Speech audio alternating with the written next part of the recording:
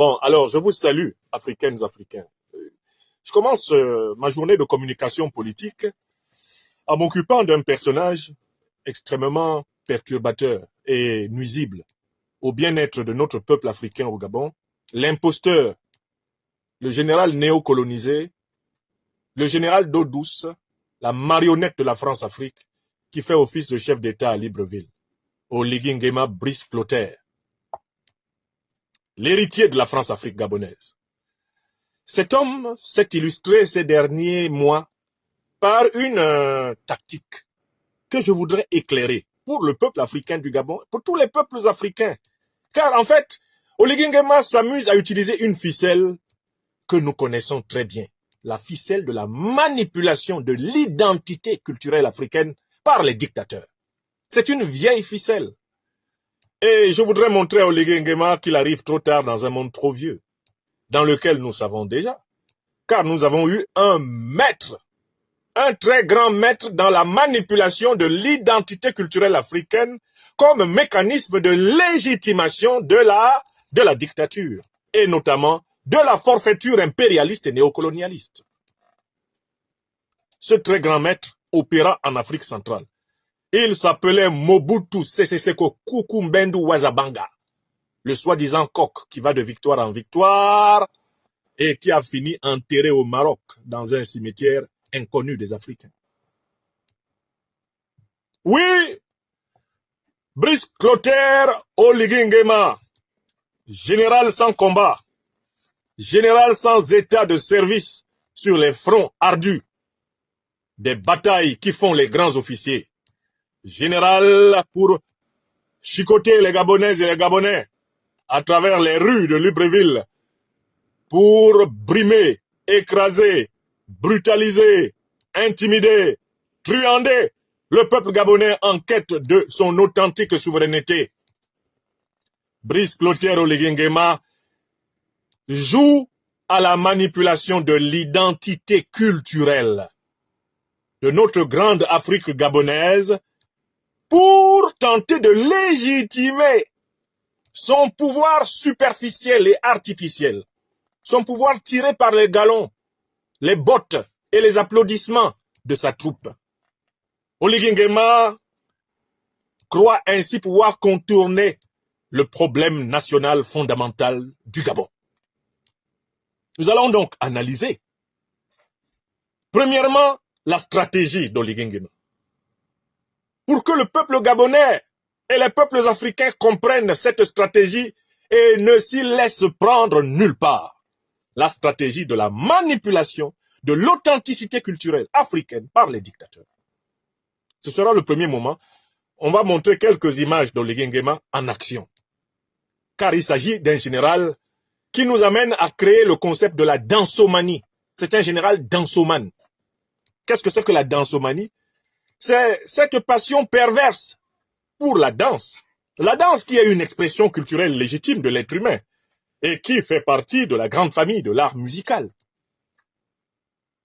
Mais quand on parle de dansomanie, il s'agit de la manie de danser sans raison légitime.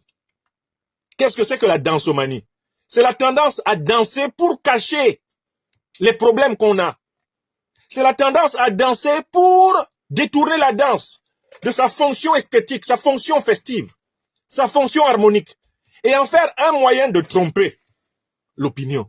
La dansomanie, c'est l'instrumentalisation de la danse comme un moyen pour cacher la vraie cadence de l'escroquerie politique, l'escroquerie morale, l'escroquerie culturelle, l'escroquerie historique dont on est coupable. Oui, Oligui Nguema est un général dansomane. Dansomane, c'est-à-dire qu'il danse non pas pour danser, mais pour cacher son véritable jeu pervers, calamiteux, son jeu honteux, son jeu ubuesque, infernal, son véritable jeu diabolique. Oui, il danse comme un démon. Car le démon, par définition, utilise ce qu'on appelle l'art de la beauté du diable. Il essaye de se donner une apparence d'individu pleinement festif, d'individu heureux, d'individu en osmose et en harmonie avec son peuple, alors qu'en réalité c'est un serpent planté au cœur du peuple gabonais par le néocolonialisme français et par l'impuissance incarnée dans l'histoire de l'élite politique de gouvernement gabonais, depuis Léon Mba jusqu'à lui. Car ce n'est pas un hasard, vous allez bien voir que Oligui Nguema se revendique de la filiation de Léon Mba et d'Omar Bongo. C'est-à-dire, c'est un putschiste france-africain décomplexé. Et sa danse n'est que le défoulement de la toute-puissance qu'il croit avoir reçue, de la bénédiction de son coup d'État par l'Élysée, par les services néocolonialistes français, la bénédiction de son coup d'État par la troupe qui encercle l'Afrique francophone depuis les pseudo-indépendances des années 60, ayant reçu cette onction papale du summum et du sommet de la France-Afrique, Oligui Nguema se croit libre de danser à tout va, de danser à tous les carrefours. C'est un individu en transe. C'est un individu qui, au moindre son, s'agite. Il bouge comme feuille au vent. Que le vent souffle d'est en ouest, du nord au sud, du sud au nord, ou de l'ouest vers l'est, Oligui danse. Il danse au gré du vent. Faites n'importe quel son au passage d'Oligui et il dansera. Car pour lui, danser est une manière de cacher son jeu. Danser est une manière d'esquiver la vérité de sa situation et la vérité de la situation historique gabonaise. Voilà pourquoi nous l'appelons désormais le général dansoman. C'est-à-dire le général qui a la manie de danser pour cacher en général, eh bien, son sale boulot, son sale rôle au cœur du Gabon. C'est un dansoman, un maniaque de la danse. Et je vous rappelle que la manie est un comportement ayant pour but de cacher une névrose. Et même pire, une psychose. Le maniaque est quelqu'un qui élabore un mécanisme de défense pour cacher son problème profond. Quand vous voyez quelqu'un qui a une manie, ça cache une névrose. C'est-à-dire qu'il a un problème qu'il essaie de contourner par un mécanisme de défense. C'est ça la manie. La manie de danser d'Oligui Nguema est le signe de sa maladie, au sens où Jacques Lacan disait que la maladie, c'est le mal à dire. Le mal à dire. Oligui a du mal à nous dire sa maladie. Il souffre du complexe du néocolonisé. Alors, pour contourner sa maladie, Oligui danse. Oligui danse à toutes les cadences. Oligui trépigne. Oligui s'agite. Oligui convulse. Oligui est en transe à la moindre occasion. Quel que soit le rythme qui lui est proposé, le voilà dedans. Et tout entier traversé par les convulsions de son union artificielle avec le peuple gabonais. Oui, voilà le phénomène conceptuellement saisi. J'essaie de vous décrire le phénomène d'un point de vue conceptuel. Et maintenant, je vais vous montrer quelques images, quelques manifestations de ce trouble corporel cachant un véritable problème spirituel, un problème psychologique, un problème socio-historique, socio-économique, un problème géopolitique et géostratégique. La danse chez Oligui Nguema n'est qu'une manière de fuir la réalité du problème national gabonais. Oligui Nguema dit tango ergo sum, tangere, tangare, dans le latin signifie danser. Descartes disait cogito, cogito ergo sum, je pense donc je suis. Oligui dit tango ergo sum, je danse donc je suis. Alors ce tango ergo sum d'Oligui Nguema doit être creusé et on y verra en réalité cacher l'aliénation profonde de l'homme, sa vilainie mentale, spirituelle, sa corruption consubstantielle, sa pourriture de moelle épinière. C'est un individu quintessentiellement mauvais. Et la danse n'est qu'un moyen pour lui de cacher cette mauvaiseté, pire que la méchanceté, dont il est cousu. Cette haine de la dignité africaine qui constitue son ADN. Oui, c'est ce qu'il est. C'est le phénomène tel qu'il se donne à une pure description phénoménologique de la manifestation corporelle de son corps dictatorologique. Quand le corps d'Oligui Nguema se manifeste dans l'espace, vous voyez une erreur incarnée. Vous voyez un faux type. Chez nous, en Afrique centrale, on appelle ça un faux type. Un faux gentil. Un type faussement bon. Vous voyez un gars qui, en réalité, était un voyou de quartier surclassé. C'est un voyou de quartier surclassé. C'est une de ces erreurs, de ces fautes éducatives commises par notre société africaine et qui se retrouve avec le grade de général de brigade, qui s'est retrouvé à la tête d'une garde présidentielle dans une république néocoloniale, une république bananière. Et cette erreur incarnée, cette faute, ce péché spirituel se retrouve chef d'un État africain. Astaghfirullah. Azambawama. Gabon, Waouya. Afrique, Waouya, Oligui a un président. Astaghfirullah, Ouye Job. Nwekeli, Mbouji. Hein? Ça perd l'hypopète. Lui aussi, il est devenu président en Afrique. Pleure, ô mon continent bien-aimé. Pleure, ô Afrique bien-aimée. Oligui aussi est président. Heureusement que son président s'écrit avec A. Parce que lui, c'est un président toute voile dehors. Il est constamment président. Il est président en caleçon. Il est président quand il nage. Il est président dansant. Oligui est président tout le temps. Quand il se gratte présidentiellement. Il sourit présidentiellement. Il recrute présidentiellement des militaires dans la rue. Toi, viens, tu es fort, tu es un peu fort. Toi, viens un peu. Azambawama. Abotbama. Gabon Ouya. Gabon Bodje. On va faire comment? Comment va-t-on faire pour être libéré de ce type? De ce type de malheur. Ouais, dis donc. Voilà le phénomène. C'est-à-dire que quand vous... Attendez, on va voir un peu. Oligui, venez ici. Venez danser. Attention, hein. Je ne condamne pas la danse. Moi-même, j'aime danser, mais je ne suis pas dansomane.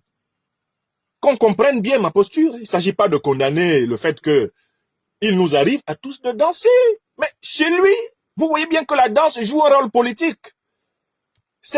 La danse est l'activité par laquelle il veut remplacer et déplacer le problème politique qu'il incarne. Je ne critique pas le fait qu'il danse. Un président a le droit, comme être humain, de danser. Mais un président qui danse trop est un dansomane. Et on se rend compte qu'en fait, la danse est devenue chez lui le refuge, le détournement de son projet politique afin de tromper l'opinion. Vous comprenez? Je ne critique pas la danse. Je ne critique même pas le fait qu'il danse. Ce que je critique, c'est le fait qu'ils veulent nous tromper avec l'abus de son recours à la danse. Avec cette danse à toutes les cadences, avec cette danse à toutes les occasions, avec cette danse qui devient finalement le principal programme politique du Gabon. Tango ergo sum. Je danse donc je suis. Oligui veut mentir aux Gabonais. Bon, voyons donc l'homme dans l'action. J'ai pu sélectionner quelques-unes de ces opérations dans lesquelles il danse. Monsieur Oligui, venez ici, il n'est pas difficile de vous trouver dansant. Oligui danse. Si vous tapez Oligui danse, vous avez tout de suite des manifestations extraordinaires des travaux de l'homme. L'homme a marqué sa génération. Alors on va lui donner la parole. Monsieur Oligui, commencez. Commencez votre travail. Voilà. Hop. Attendez, je vais vous mettre le haut-parleur. Oligui, tu vas danser. On va te faire danser ici. Bon, monsieur Oligui est au travail. Voilà donc le général.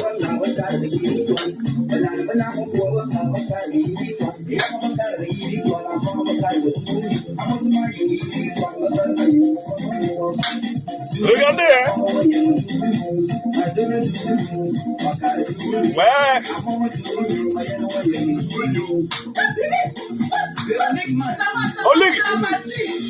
On ligue au travail.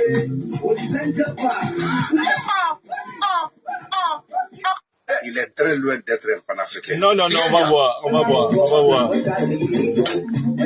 Monsieur Oligui, continuez à danser. On va vous prendre encore ici. Oligui est au travail, toujours au Gabon. Le programme... Si toi tu donnes... Eh bien, c'est parti.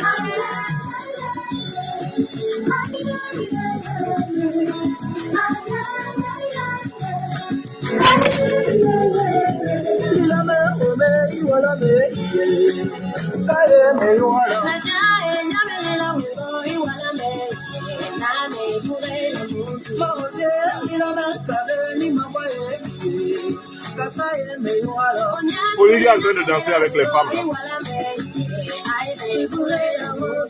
Le président d'Assoman. Bon, alors, très bien. On va chercher une autre image parce que ça ne manque pas. Le président, il aime danser. C'est un putschiste heureux. Hein? Brice Clotaire. Au port de Kingston, le vol. Non, on va trouver une autre image où il fait son travail favori. Son travail favori. Ouais, qu'est-ce qu'il fait là?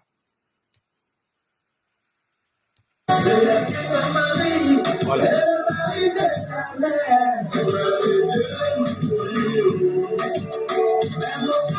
À tous les rythmes.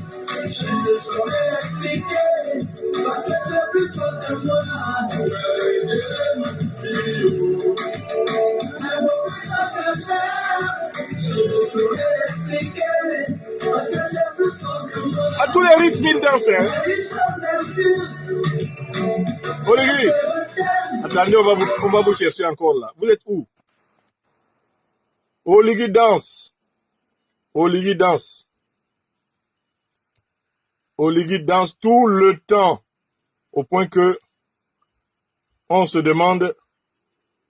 Alors, donc, on reprend donc sa vidéo favorite.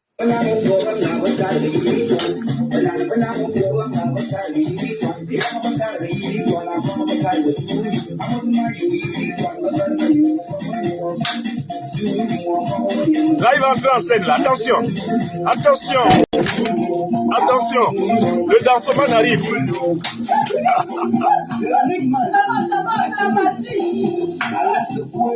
Attention. Au port de Kingston. Bon, écoutez. On a assez d'illustrations des travaux de l'homme. Bon, alors, très bien. Maintenant, en fait, allons maintenant à l'analyse. Bon, on a vu quelques images de l'homme en action.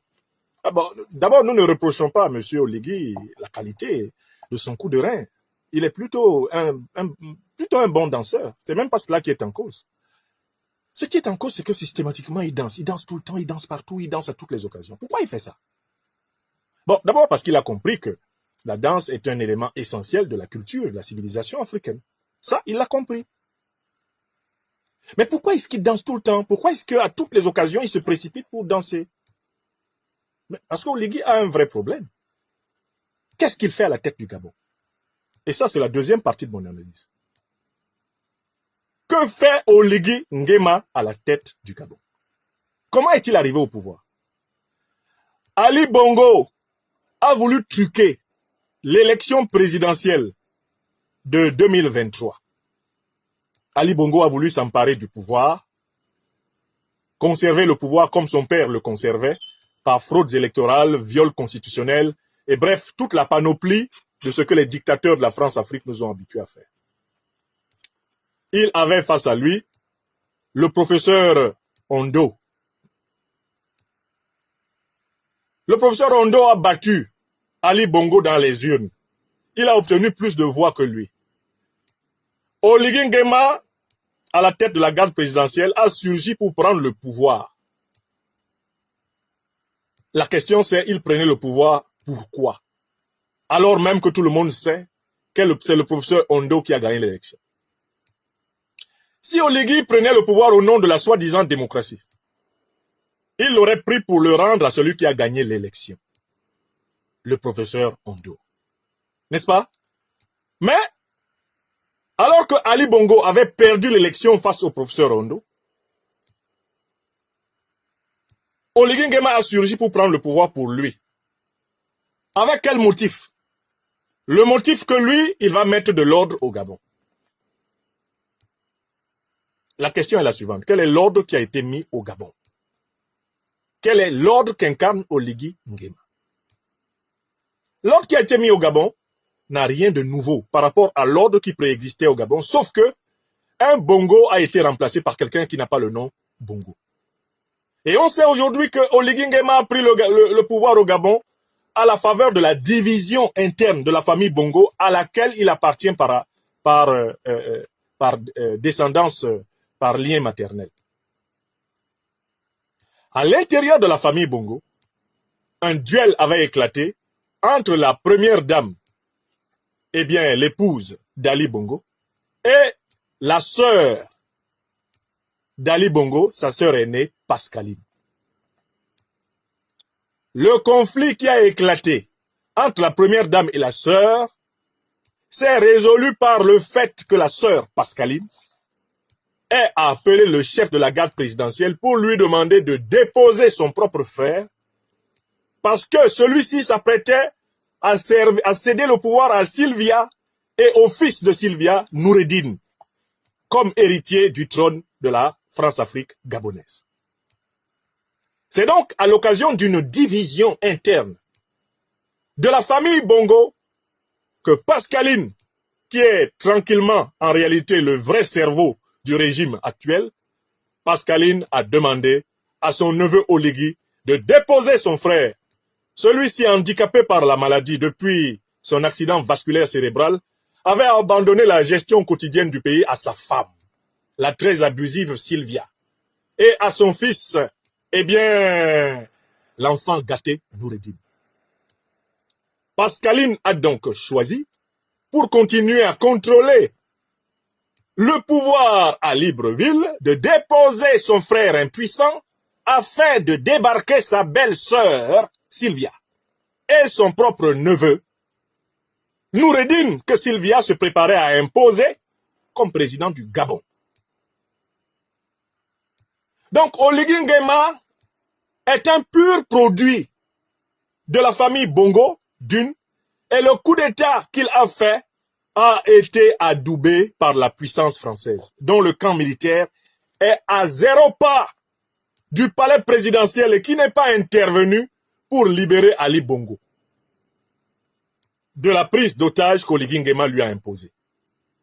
C'est donc un coup d'État qui est un ajustement interne de la famille monarcho-présidentielle des Bongo, avec la bénédiction des autorités du gouvernement français actuel. C'est un coup d'État france-africain, c'est une révolution de palais, c'est un ajustement intérieur de l'élite oligarchique multidécennaire qui tient le Gabon en otage, depuis Léomba jusqu'à l'instant où je vous parle.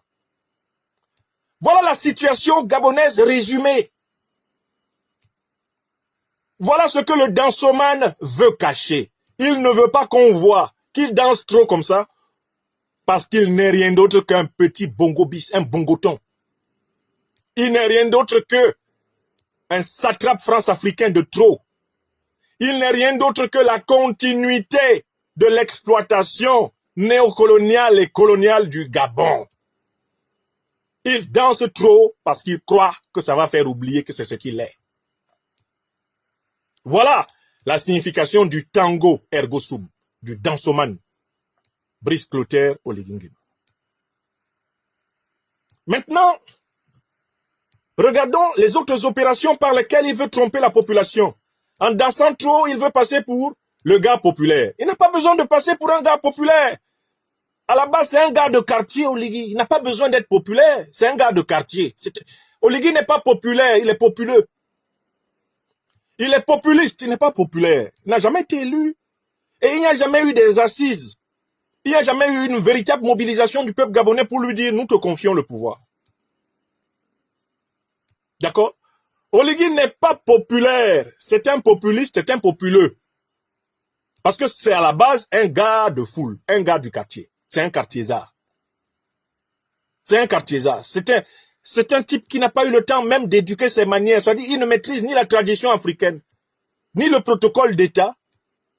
Il ne maîtrise pas l'art royal de la gouvernance des peuples. C'est un ubu-roi, c'est un grossier personnage parvenu à la tête d'un État grossièrement taillé par le néocolonialisme et le colonialisme français. D'accord? Alors, il décide pour compléter sa dansomanie d'essayer de revendiquer une authenticité dans l'habitation de la terre africaine du Gabon. Il ordonne à ses ministres de passer leurs vacances au village. Et lui-même se met en scène dans l'une des belles chutes d'eau de notre Gabon africain avec sa troupe.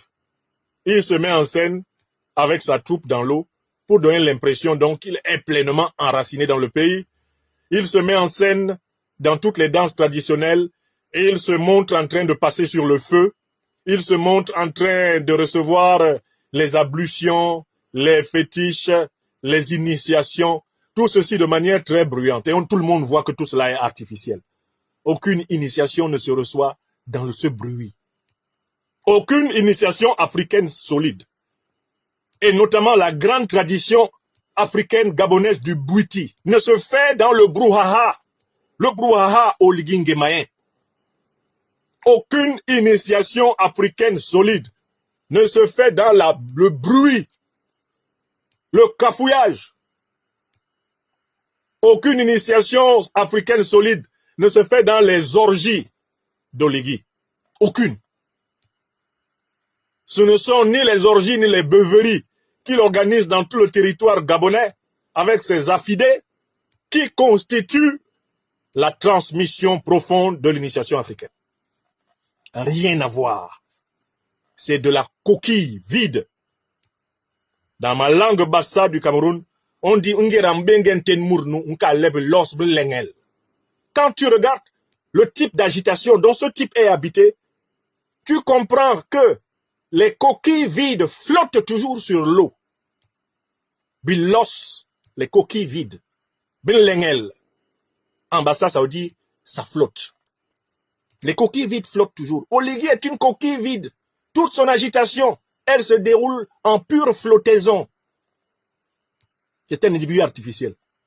Aucun grand prêtre africain ne peut transmettre le pouvoir traditionnel africain à un type comme Oligui.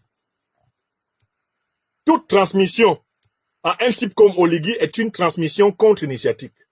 C'est une transmission démoniaque, diabolique, perverse. Parce qu'Oligui, il n'a pas d'assise intérieure.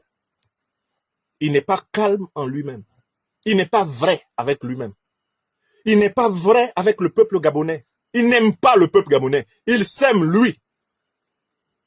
Il a une adoration spéciale pour ses propres gonades.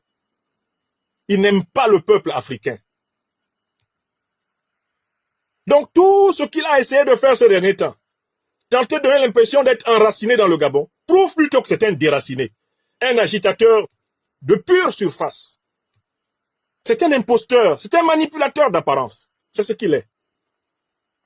Parce que regardons les actes réels d'Oligui Nguema. Réellement, qu'est-ce qu'Oligui Nguema a fait depuis qu'il est là? Le Gabon a 4 grands problèmes. Comme tout pays africain, et notamment d'Afrique francophone. Il a 4 grands problèmes. Oligui n'a résolu aucun. Il ne s'attaque à aucun. Quels sont les 4 grands problèmes de l'Afrique, dite entre guillemets francophone? Premier problème, l'occupation militaire de l'Afrique par l'armée néocoloniale française. Est-ce qu'Oligui y a touché? Un pays qui est sous occupation militaire d'une ancienne puissance négrière, coloniale, d'une puissance néocoloniale et impérialiste, ce pays ne peut pas se développer. Si Oligui était authentiquement un dirigeant africain, un dirigeant amoureux du peuple africain, il aurait déjà demandé à l'armée française de se retirer pacifiquement du sol africain du Gabon. Est-ce que vous rêvez qu'Oligui le fasse, puisque son premier réflexe a été de venir s'agenouiller à l'Élysée et de recevoir la bénédiction du saint patron de l'autre, Emmanuel Macron. Vous rêvez qu'Oligui le fasse? C'est un néocolonisé véniel, quintessentiel. Samuel Épinière est entièrement allongée. Elle est reptilienne. C'est un individu qui ne connaît pas la verticale. La verticale dans laquelle vous le voyez est une horizontale en réalité. C'est un individu couché. Rampant, rampant, rampant, rampant. Oligui Nguema.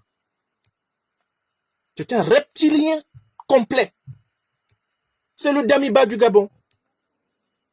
C'est le Damiba du Gabon.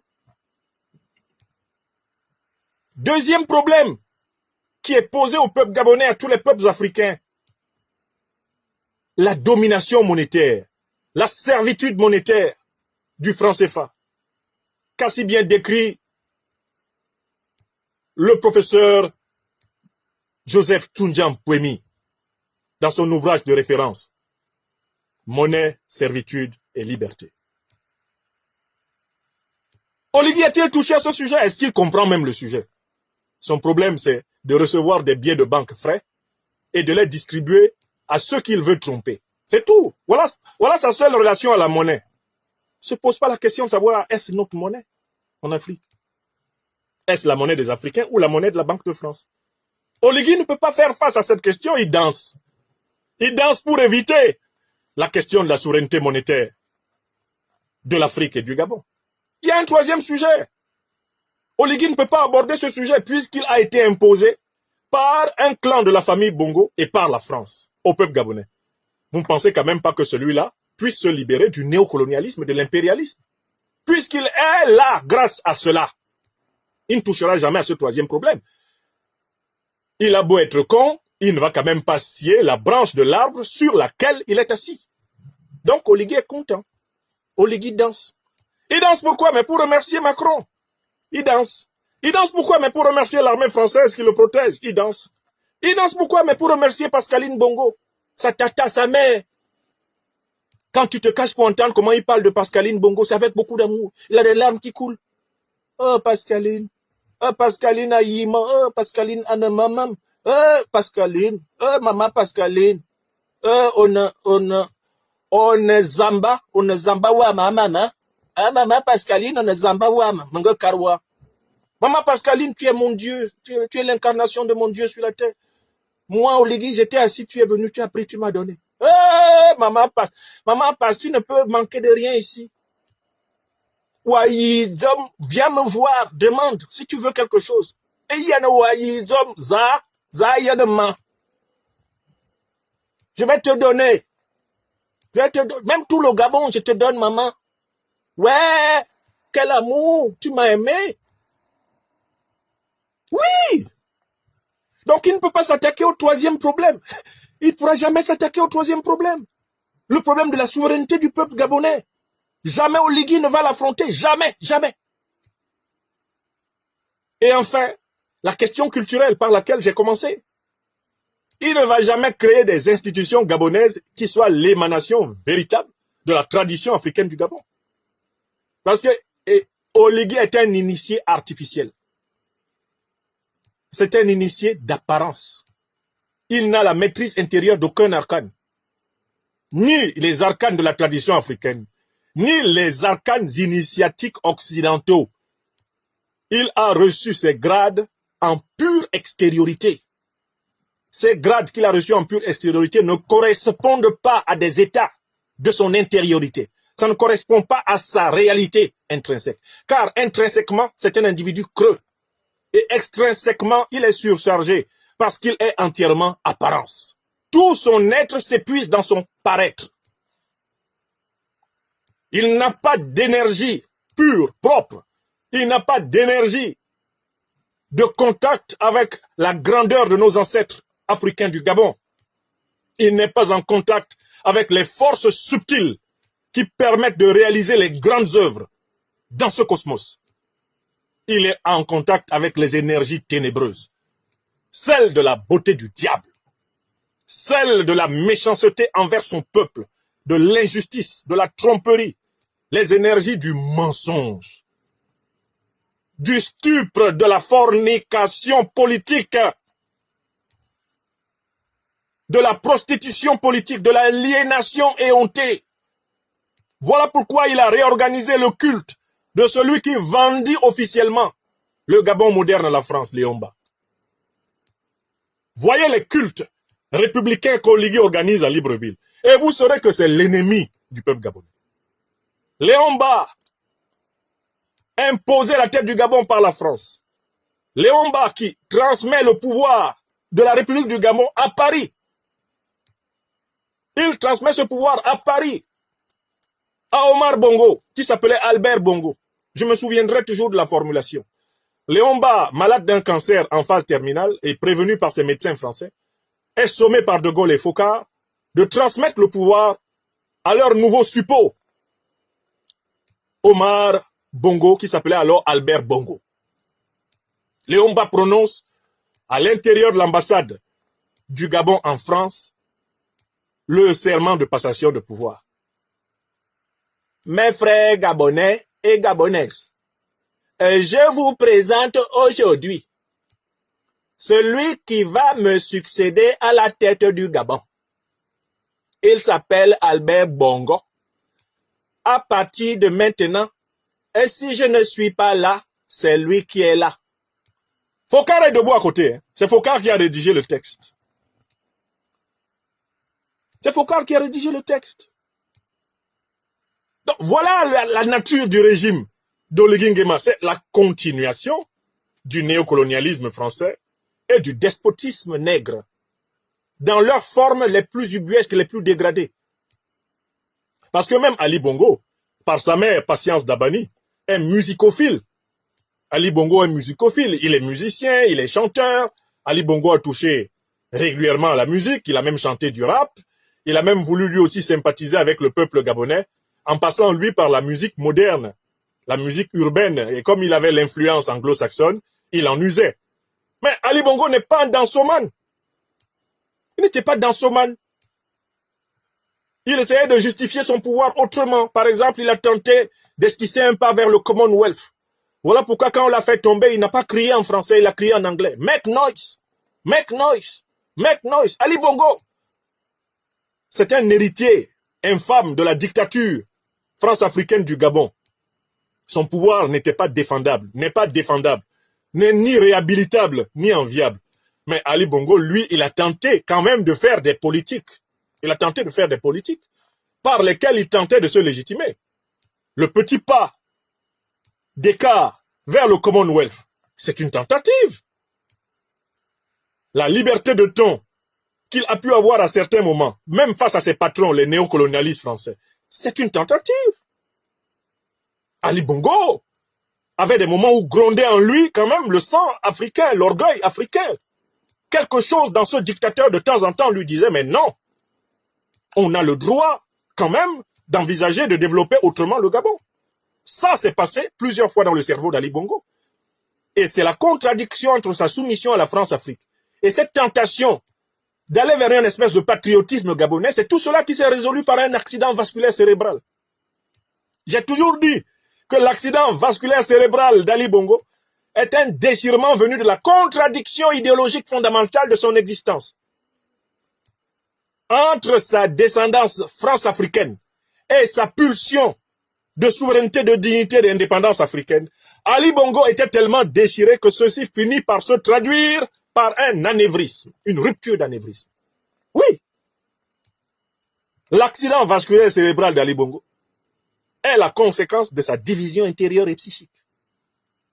Il a voulu manger à tous les râteliers. Un temps, il voulait même à la fois être proche de la Russie et être proche de l'OTAN. Il voulait à la fois être protégé par la Russie et être protégé par l'OTAN. Exercice auquel s'adonne dangereusement actuellement le président tchadien, Mahamat Idriss Déby Itno.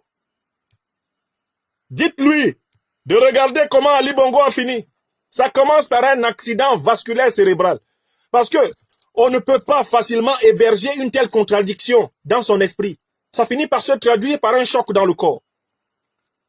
Ali Bongo a été détruit physiquement quand, mentalement, il était partagé entre le Commonwealth, donc la sortie de la France-Afrique et la France-Afrique. Ce sont les tensions liées à cette contradiction qui se sont traduites par la déchirure de son système mental et cérébral. Oui! Il y a des maladies qui sont les traductions des crises politiques qui traversent les individus. Ali Bongo, on avait marre d'être humilié à Paris, d'être humilié par Paris, d'être traité comme un paillasson. Il en avait marre. Son père avait résolu tout cela par un très grand humour. Mais Ali Bongo n'avait pas beaucoup d'humour. Omar Bongo, lui, il assumait sa servitude grâce à son art de la bouffonnerie. Je ne chante pas 20 vestes qui sont jolies chez moi-même. Ah, mais il ne faut pas exagérer. La France sans l'Afrique, ce n'est pas possible. Bon, l'Afrique sans la France aussi, c'est difficile. J'ai toujours dit que ce n'est pas la peine d'entrer dans des grandes éloquences. Je n'ai jamais compris pourquoi les gens adorent la grandiloquence. Moi, je suis ici, si j'ai un problème, la France intervient tout de suite. Voilà comment parlait Omar Bongo. Lui, il résolvait sa contradiction psychique par l'humour, par la bouffonnerie. Il était très bouffon. Mais une bouffonnerie rusée et avec une fidélité extrême et totale à l'Élysée. Omar Bongo n'a jamais fait un pas à l'écart. Il marchait droit dans la ligne que De Gaulle et Foccart lui avaient donnée. Parce que ce sont eux qui l'ont installé à la tête du Gabon. Ali, lui, c'est le fils à papa, il a grandi au beurre, il a vécu aux États-Unis, il a été dans les mêmes écoles, dans les mêmes hôtels, 5, 6, 7, 8 étoiles que n'importe qui. Il ne comprenait pas que des ordres lui viennent encore de Paris. Quand il n'a pas compris ça, Paris l'a débranché. Ils l'ont débranché et puis ils ont applaudi Oligui, ils lui ont fait tapis rouge. Et après, ils viennent enseigner la morale aux putschistes, la junte de Bamako, la junte de Niamey, la junte. Alors qu'ils ont imposé plusieurs juntes aux Africains, y compris des juntes civiles. Les putschistes civils, en très grand nombre, qui composent l'essentiel des pays de la France-Afrique. Qui les a imposés? C'est les mêmes cellules foccartiennes et héritières des méthodes de Foccart. Oui! Donc, alors, là, il y a un vrai problème. Et je conclus par cela. D'où est venu ce modèle de l'instrumentalisation de l'authenticité culturelle par Oligui Nguema?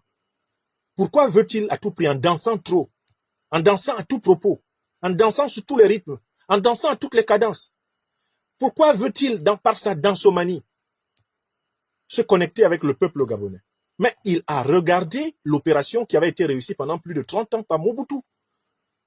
L'un des plus grands dictateurs d'Afrique centrale, Mobutu Sese Seko Kukumbendu Wazabanga, qui a été imposé par la CIA à la tête du Congo et qui a participé à l'assassinat du leader, du héros nationaliste congolais Patrice Lumumba.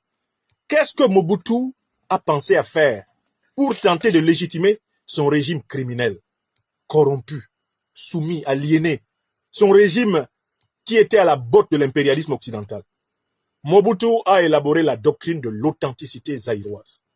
D'abord, il a changé le nom de Congo, il a instauré le nom de Zaïre. C'est lui seul qui sait où il allait chercher ce nom. Il a instauré le nom de Zaïre et il en a profité pour créer une doctrine selon laquelle tout ce qui était zaïrois devait être exclusivement africain. Donc, révolution vestimentaire, révolution des patronymes, révolution des traditions, etc. Il a décidé d'habiller en apparence le Zaïre, de l'habiller en abacoste, de l'habiller en vêtements de la culture africaine. Lui-même s'est habillé en toge de léopard. Il s'est habillé en chef africain et il a imposé à toute son administration. C'était pas joli, c'était très beau. Beaucoup ont été fascinés par cette promotion de l'authenticité zaïroise, de l'authenticité africaine. Mais la vérité est que derrière cette apparence plutôt flatteuse, puisqu'il semblait vouloir valoriser la tradition africaine, Mobutu voulait cacher le fait qu'il était un agent de la CIA, qu'il avait tué Lumumba, qu'il avait tué Pierre Moulele, qu'ils avaient massacré des millions de Congolais en association avec les criminels terroristes belges, qu'ils avaient été imposés à la tête du Congo au prix de la destruction du mouvement national congolais, qui était le véritable mouvement de libération nationale du Congo. Il s'agissait de cacher tout cela. La doctrine de l'authenticité culturelle du Zaïre n'était rien d'autre que le cache-sexe de l'aliénation politique, idéologique, spirituelle, morale, profonde du Zaïre et de son chef, le criminel sans borne, Mobutu Sese Seko Kukumbendu Wazabanga. Un grand voleur volé plus de 36 000 milliards de dollars de fortune qu'il a caché dans les banques occidentales qui, à leur tour, les ont volés, laissant des miettes en milliards de dollars aux descendants de Mobutu qui continuent à se beurrer, à se goinfrer sur la terre en se cachant. Ils mangent en se cachant les restes de la grande rapine, du grand pillage congolais organisé par l'homme qui, à la fin de sa vie, pesait 36 kilos au Maroc et dont la tombe est inconnue de la quasi-totalité des Congolais.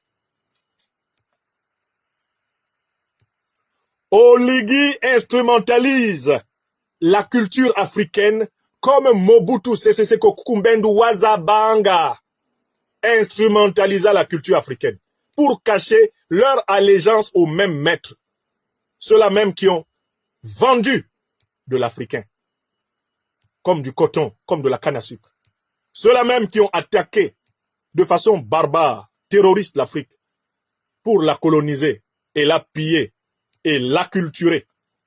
Ceux-là même qui ont organisé le saccage de la Libye, l'assassinat de Kadhafi, parce qu'ils voulaient empêcher la fin de l'hégémonie du dollar, de l'euro et du franc CFA en 2011. Ceux-là même qui ont créé les deux grandes organisations terroristes qui ensanglantent le continent, Al-Qaïda et l'État islamique. Les mêmes qui arment le Rwanda et l'Ouganda pour truander le Congo aujourd'hui. C'est pour cacher son allégeance à la grande alliance impérialiste occidentale qu'Oligui Nguema, à la manière de Mobutu Sese Seko Kukumbendu Wazabanga, singe la haute culture de notre Afrique natale. Donc je peux conclure, il n'a rien inventé Oligui Nguema. C'est une vieille ficelle des dictateurs de tenter de se légitimer par une célébration soporifique, artificielle et apparente de la tradition. Mais je vous en conjure, Gabonaises et Gabonais, Oligui n'appartient pas à la lignée de la tradition africaine. La tradition africaine enseigne que tout ce que nos ancêtres les plus méritants ont fait, c'est de nous montrer le chemin de la vérité, de la justice et de la solidarité, qui sont les trois valeurs potomitantes de notre civilisation négro-africaine. Tout initié africain qui ne recherche ni la vérité, ni la justice, ni la solidarité est un démon humain. C'est un contre-initié. C'est un danger social. Et cela est vrai de l'initiation occidentale. Cela est vrai de l'initiation asiatique. Ce que je vous dis est vrai de toutes les initiations de cette terre. Quelle que soit la tradition initiatique, si elle n'est pas utilisée comme un moyen de nous approcher sans cesse de la vérité et de vivre en vérité, de nous approcher sans cesse de la justice et de vivre en justice, de nous approcher sans cesse de la plus grande solidarité humaine et de la matérialiser, ce n'est pas de l'initiation, c'est de la contre-initiation. Si vous comprenez ce que je suis en train de dire, vous comprendrez que, quelle que soit la tradition qui est invoquée, que ce soit la tradition africaine, que ce soit la rose-croix, la franc-maçonnerie, que ce soit le protestantisme, que ce soit l'islam, que ce soit le judaïsme, que ce soit le kamitisme, aucune de ces traditions pratiquées dans une perspective de célébrer le mensonge, de célébrer l'injustice, de célébrer la haine et la méchanceté de l'homme envers l'homme, aucune de ces traditions n'aboutit à rendre l'individu ou la société meilleure. C'est quand la tradition, quelle qu'elle soit, est au service de ces trois lumières originelles, C'est alors là qu'elle produit les meilleurs résultats, où que ce soit, en l'homme individuel, comme dans la collectivité. Si tu ne cherches pas à servir la vérité, si tu ne cherches pas à promouvoir la justice, authentiquement, si tu n'es pas quelqu'un qui privilégie la solidarité humaine, tu peux revendiquer toutes les médailles, tu peux revendiquer toutes les initiations, tu peux revendiquer toutes les traditions, ça ne vaut rien du point de vue de la vérité cosmique et ontologique de l'être. Vous avez compris? Donc on doit juger les hommes par leurs actes, pas seulement par leurs discours. On doit juger les hommes par leur comportement, pas seulement par leurs discours. On doit sans cesse confronter les paroles que les hommes disent avec les actes qu'ils posent. La vérité à leurs propos se trouve dans cette confrontation. L'imposture de la manipulation de la culture africaine par des anti-africains ne doit plus passer en Afrique. Quelle que soit la tradition ou l'initiation que tu revendiques devant moi, je prends note de ce que tu revendiques et je t'observe, je vois comment tu te comportes. Je te juge sur ton comportement. C'est le bon critère. Vous comprenez? Oligui Nguema ne peut pas dire qu'il aime l'Afrique lorsque il livre à l'un des pires dictateurs que l'Afrique ait jamais connu, Paul Biya du Cameroun, un résistant camerounais qui avait trouvé refuge au Gabon, Ramon Kota. Oligui Nguema ne peut pas dire qu'il est connecté à la soif de justice qui habite la jeunesse africaine, à la soif d'égalité et de prospérité qui habite la jeunesse africaine, en livrant Ramon Kota à Paul Biya. Oligui Nguema ne peut pas dire cela. Aucun jeune africain, que ce soit au Gabon ou ailleurs, ne peut prétendre vouloir une Afrique qui soit bonne à vivre pour nous, pour nos enfants, pour toutes les générations futures, et approuver ce que Oligui Nguema a fait. Prendre un réfugié politique, un exilé politique camerounais, et le livrer à la mort certaine de la dictature de Paul Biya. Et continuer à danser. Continuer à danser et tenter de justifier son forfait. On doit juger les dictateurs. On doit juger tout homme politique. On doit juger tout homme public par les actes qu'il pose. Et les confronter à son discours. Je tenais vraiment à dénoncer cette imposture. Que cette émission ne soit pas comprise comme une quelconque critique contre une haine contre la danse en tant que telle. Je danse aussi de temps en temps. Quand j'en ai l'occasion, je danse. Mais je ne suis pas dansomane et être dansomane, c'est toujours le signe d'une névrose. C'est le signe d'une perturbation mentale, psychique, une perturbation morale et spirituelle. C'est ce qui m'a permis d'ausculter le sujet Oligui Nguema. Sa dansomanie m'a conduit à sa névrose de néocoloniser. Elle m'a conduit au problème essentiel de sa grande trahison envers le peuple gabonais. Et donc, en fait, il faut guérir Oligui Nguema de sa dansomanie. Et la solution, c'est la mobilisation des forces authentiquement traditionnelles du Gabon.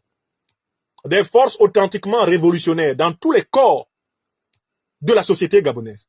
Pour la révolution panafricaniste du Gabon. Il va falloir que les authentiques militaires panafricanistes révolutionnaires du Gabon prennent leurs responsabilités. Que les authentiques partis politiques, organisations de la société civile, panafricanistes, révolutionnaires du Gabon prennent leurs responsabilités. Et que les synergies se poursuivent dans le continent pour libérer nos peuples de ces dictateurs qui singent la culture africaine pour tromper les opinions populaires et leur donner l'illusion d'être en communion avec elles alors qu'ils sont leurs ennemis déclarés.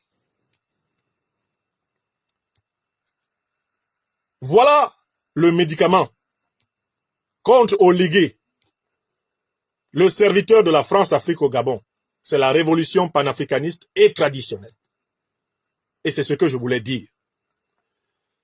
Quand il a livré notre jeune frère Ramon Kota à Paul Biya, Oligui a signé, a déterré la hache de guerre contre les panafricanistes. Il ne nous fera aucun cadeau, nous le savons, mais qu'il sache que nous ne lui ferons non plus aucun cadeau.